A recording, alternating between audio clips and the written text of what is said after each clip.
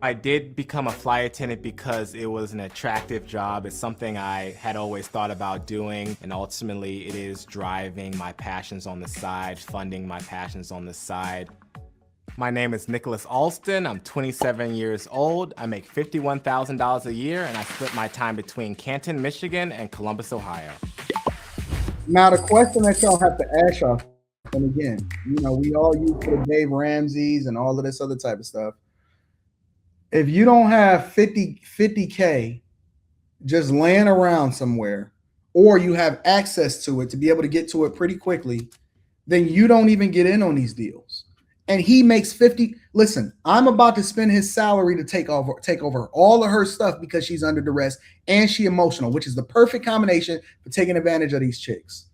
Under duress and emotional, I'm coming to get all of your stuff. He makes $51,000 a year. I'm about to spend that on one transaction. Literally, that's my watch. This is my watch. His salary is my watch.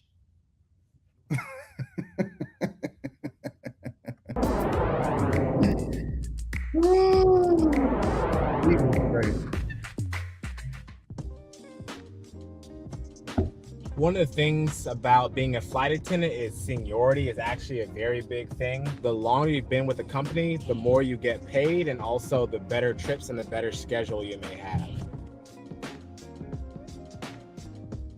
He's been a flight attendant since 2019. Now, I guess my question that I have before we really deep dive into this video is, considering he's been a flight attendant for the last 3 years, right? Is this a career or is this just a stopgap thing? Is this a career or is this just a stopgap thing? That's what I'm wondering. Because if you make it, listen, it's okay. And I understand some people just want a job. I just can't imagine it. I can't imagine living a life where somebody can't call me and say, Anton, I need 50,000, and then we're going to get the deal done for you. And I say, okay, cool. I can't imagine it, bro. But I mean, technically he makes more than the average black man, but is that enough? What drew me to becoming a flight attendant was a conversation I had with one of my rugby teammates a couple of years ago. After talking to him, he told me more about the job. He told me that he was able to travel the world, and also at the time he was making a good hourly rate, which was more than I ever heard or more than I ever thought was possible being a flight attendant. So right after that conversation, I did my research and I started applying. All right, so let's break this down. Flight attendants, Nicholas makes around $35 an hour as a flight attendant. Now, I get it. I get him, right? Because when I was coming up and I was in high school, our goal was to get into the plant. I'm from Detroit, Ford Chrysler, GM, all of that, right? And our goal was to get into the plant. And we was like, yo, they making what? $32 an hour? And I can get overtime? And so I lived in them plants. I lived in them. I was working 16 hours a day, 7 days a week, but I didn't work in an auto manufacturing plant. I worked at a steel mill, right? And so I lived, and I made over $100,000 a year, but it was just because I was willing to grind. But his mindset is based off of that same mindset that we had when we was coming up. And this is why I try to expose my people and my Patreon members to a different lifestyle. I show them the money. I show them my W-2s, because I know ain't nobody ever going to do that. I show them the deals. I take them along. I show them how to build the business and all of this other type of stuff, right? And the interesting thing about that is that when you unlock somebody, because my uncle and my mentors did it for me, they showed me other things. They showed me, hey, Anton, this is where the money is, or this is how much I make. My uncle came to me and said, Anton, how much you think I make? He was an executive at Tenneco. Tenneco was a supplier for the big three. He said, how much money you think I make? And he was an executive. He showed me that. I said, what the fuck? You can make that type of money? And I was a young dude. I wasn't even on. I said, all right, bet. Cool. And ever since then, I passed him up now. And he's still my mentor, but he's a really, really good guy. I'm telling you that I got mentors. I've had mentors in my life. I still have mentors in my life. We are very, very much connected. And it is very important to be exposed to people that that generate the type of revenue that you cannot even imagine, and has poured so much into my life. And it is so many of the lessons that he has given me, not only him, but other mentors that they have given me. And they are so compassionate and they want to see me win. They never ever said, Anton, I don't want you to make all of this type of money, or I don't want you to pass me up. They said, listen, you can do it faster than I did it if you take the information that I'm using. And so then I humbled myself to be exposed to this level of insight and information. And I never questioned them. I never said, yo, this is not, listen, I want you to teach me. I learned this way. Anyways, let's continue with the video. I'm telling you, $35 an hour, a lot of people will look at that when they will be like, oh, okay, cool. $35 an hour, that's what's up. My aunt, he said, yo, you think $100, $200? What about $500 an hour? Do you think that that's a lot of money? And he was looking at me like, you think that's a lot of money? And they had the big dog cars out. All of them had Mercedes outside. And I was like, man, I made up in my mind that day that I would never be normal. I would never be regular. Right now, I'm only 2 years in, so I'm at the second tier, the very bottom of the pay scale.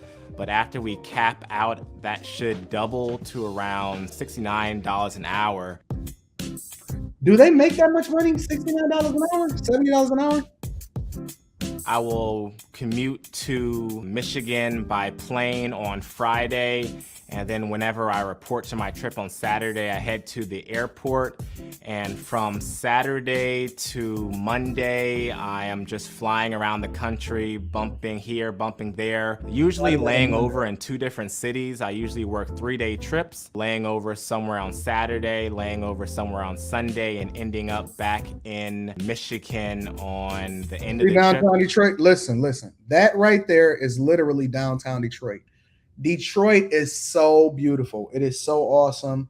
Do not let anybody tell you that it is not beautiful and it's awesome. This is what I look at and experience and where I take y'all from on a regular basis. Real talk.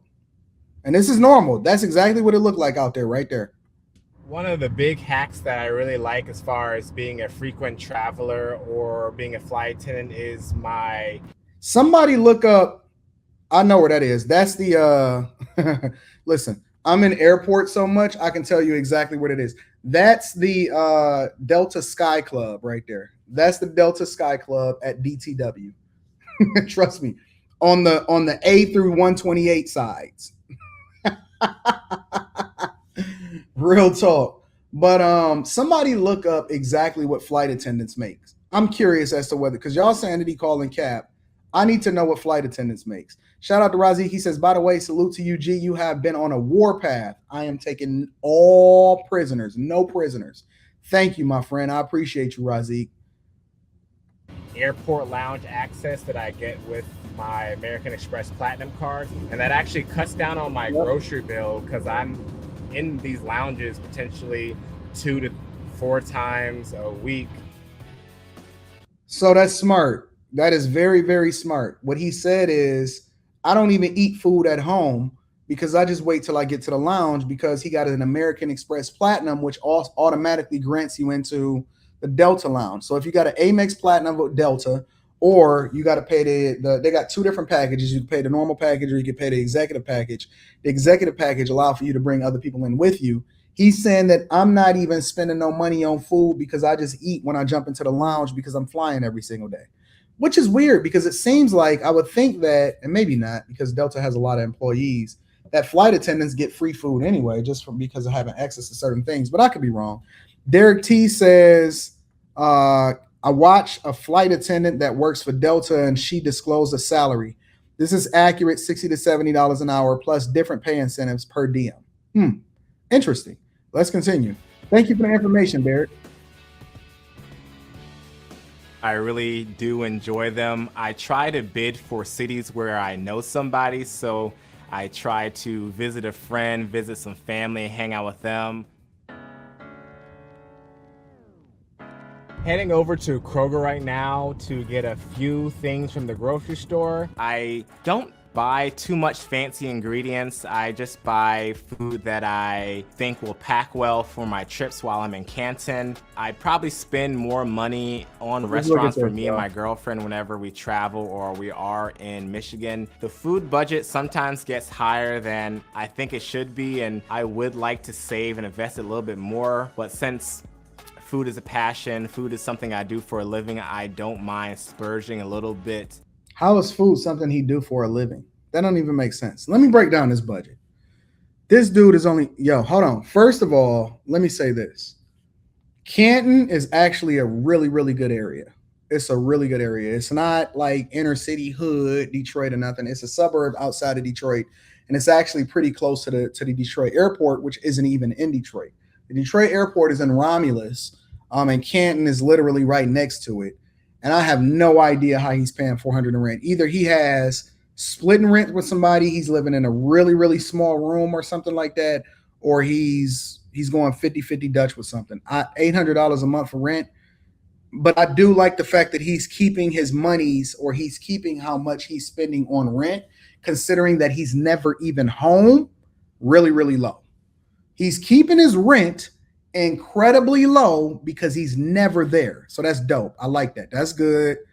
Let's see. He got a $5,000 monthly budget, $55 for the phone, $67 for insurance. I'm gonna need him to up that student loan payment though. What is he waiting for? The rent for Biden to forgive his student loans? $150 for student loans? He's not even making a dent in that loan at all. I don't care how much it is. I don't even care if it's $10,000. He is not making a dent in that loan. $150 for student loans? Come on, fam. $259 for food. That's good. That's really good. Transportation. I'm guessing that he's paying for that. What was that? A Honda Accord. You know what's so funny? He had a newer Honda Accord than that other dude that was making $100 and something thousand a year in California. But he's only paying $305 for transportation, but that other guy was paying upwards of $800 a month. Now, make it make sense for me, Freaky Jason. Make it make sense for me. It makes no sense. Rent $400, outstanding. Discretionary $658. I don't care about that because he's saving so much in rent and all the rest of the stuff. One thing is, I don't understand why he don't just get a get-around car when he's not even in Metro Detroit on a regular basis. Why would he be paying a car note and he's not even here to use the car? It's crazy to me. Investments $854, business $1125. Business? What? What is this business thing? What is business? There's no insight into what this business is. Why is he putting $1125 in a business? I don't understand that. So he's putting more into his savings and business than he is in investments. This is stupid. This doesn't make sense. I don't understand what I'm looking at right here. What is business first? And second, why is he putting money into savings? We don't believe in savings. We believe in putting it in a brokerage account. And then investments. I wonder what investments are. Let me see. Investments. Roth 401k, Roth IRA, and a brokerage account. Okay, so that's not a bad thing. But what is this business and savings? Hopefully you give us some insight into that.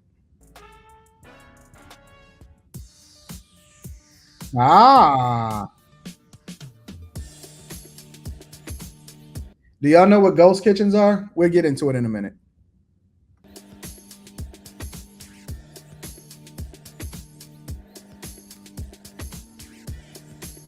Making my way to the commissary kitchen right now. I was like, hey, breakfast, why not everything be handheld, everything on the menu you eat with your hands? And ultimately, when the pandemic happened, I was a little bit hesitant to invest a big sum of money into the food truck asset.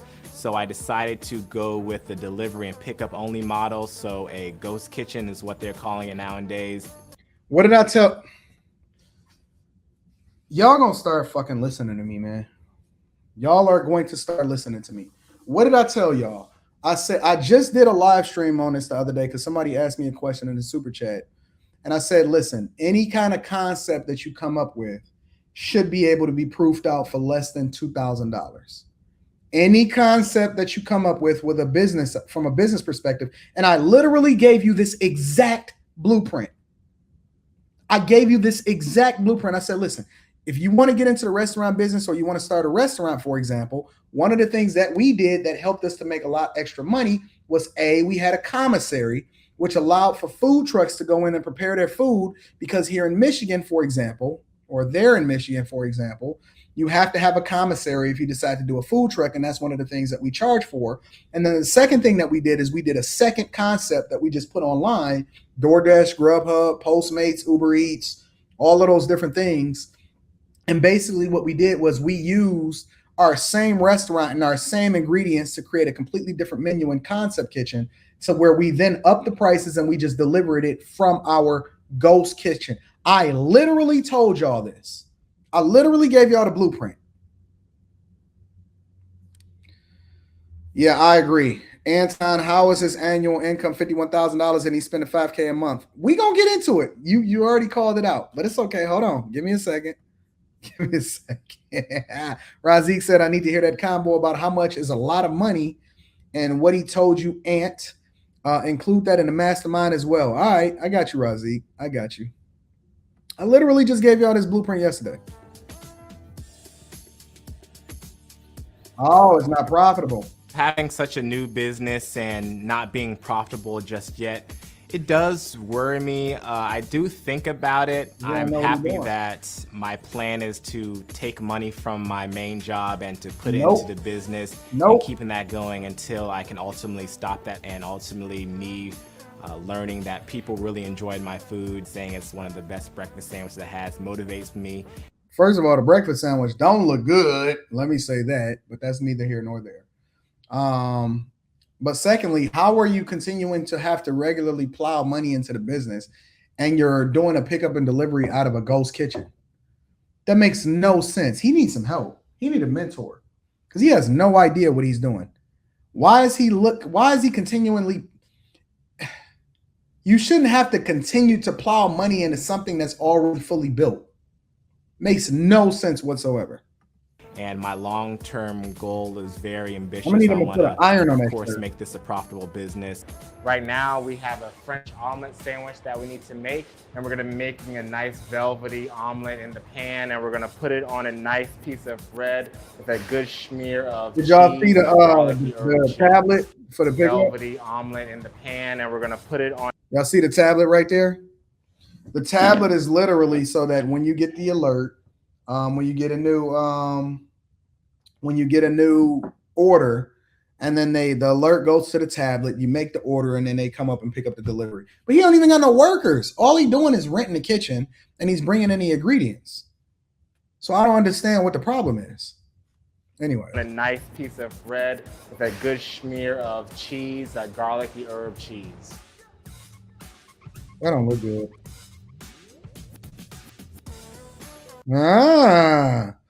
So he got a bad business model. Now, listen, it says in August 2021, Nicholas temporarily closed Clutch to focus on flying and saving money for a food trailer. Well, if it was doing well, then that means that the business, he shouldn't have to need the business money. That should continue to roll over and it should pay for the food trailer, right? That's A. And then B, the concept obviously is not making money, because if it was, then he wouldn't have to continue to plow money into it. And so he needs to cut bait. And this is the problem, right? A lot of times y'all let y'all passion overlook the business concept or looking at things from a business perspective, and you continue to go into it when the proof of concept is not working, then that means that it's a bad business, or you got a bad product, or people not responding to it. So either you pivot with the product that you're selling, or you get out of the business and you start a new one based off of the information that you now have. What is happening? And no, he couldn't have did this out of his crib. And that's the difference. See, the difference is that it actually has to be a real business. You can't just DoorDash out of your house. You have to actually DoorDash out of a certified and approved kitchen, which is inspected by the health department and all of that. So you can't just do it out of your apartment. Right? He can sell dinners like a lot of other people, but he has to proof out the concept. And one of the benefits of what he's doing is that he don't have to put a whole lot of money into it in order to actually start the business and determine whether or not it can be profitable. He realizes obviously that it can't be profitable. So why is he continuing to go down this path? It makes no sense. Razik says, I turned that 100K plus figure job down. I realized I can make 300K plus a year within the next 24 months driving for myself instead. Thank you, G. You are welcome, Razik. Thank you, my friend. I am absolutely positively happy for you, bro. Congratulations, my dog. Yeah, this is weird. This is very, very weird.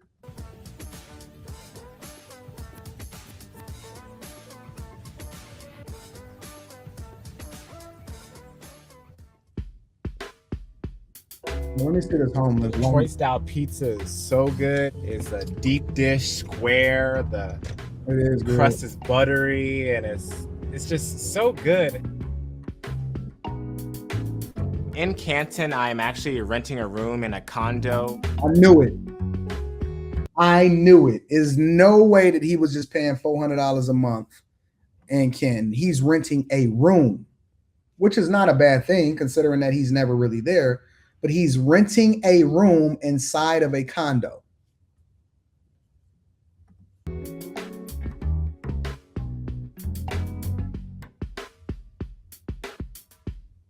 Oh, so he cooks out of Columbus. I'm here to sleep and then ultimately go to the kitchen to start working. And they have look at that bed. enough Oh, no. Hold on. Wait a minute. Let me put some stopgap in it. You can't take no chick back home like that. He don't even fit in that bed. Listen, if he's only paying $400 a month because he's trying to get his business right, I rock with it. But all I'm saying is he needs to probably stop dating for a minute so he can get his life all the way together. No, bro, that's that bed that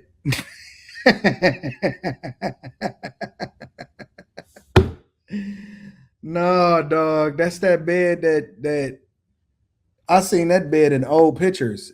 That's an old school bed, an old school futon like bed, because it got them gold things on the side of it and its bars.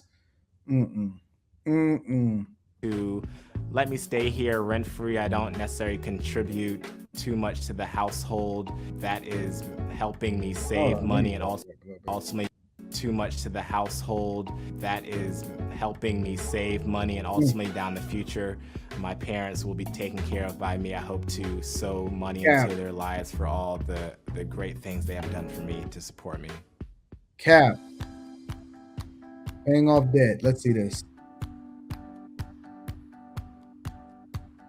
Why is he still paying $150 a month in student loans in his budget if he already paid off $26,000 in student loans in 1 year?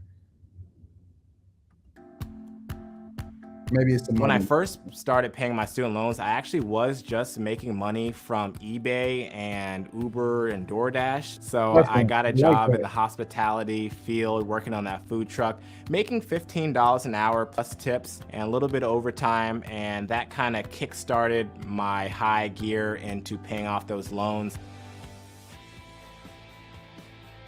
All right, he's focused on saving and buying investment property. Okay, so listen. He said he paid off the loans, but let me down on my grocery heading over a little bit more, but since student loans $150 a month. I know what I seen. Something ain't adding up. The math ain't mathing, bro. The math is not mathing.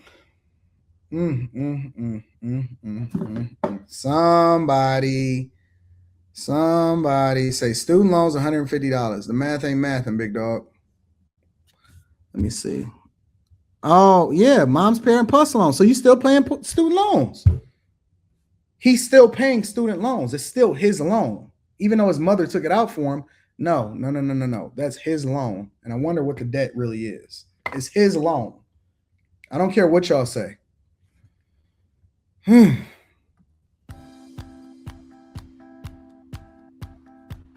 And he's not even in his degree field, I guess. He's just flight attendant. When I first started paying my student loans, I actually was just making money from eBay and Uber and DoorDash. So I got a job in the hospitality field working on that food truck, making $15 an hour plus tips and a little bit of overtime. And that kind of Jay White is kick-started crazy. my high gear into paying off those loans. Jay White is crazy.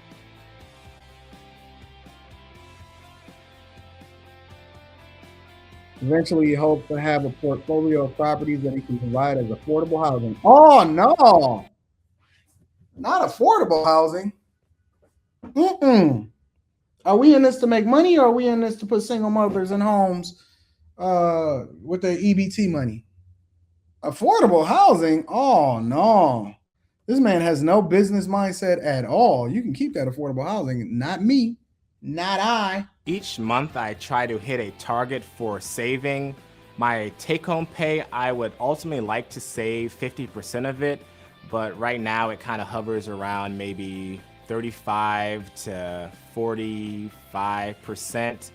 I am saving for potentially buying an income property. And some clippers, because he need to get that mat off of his head. I am saving to put in my business. And ultimately, I am trying to keep that emergency fund up to date with my lifestyle.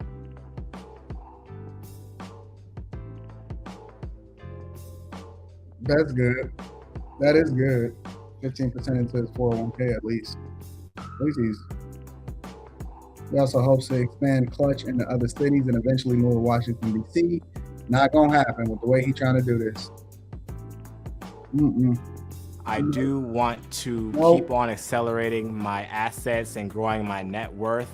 And ultimately, in 10 years, I want to be close to that $1 million figure. And my hopes is to be a person that has good means, be comfortable, be able to cover all my life and then some, sow money back into those who helped me, and to be able to help others.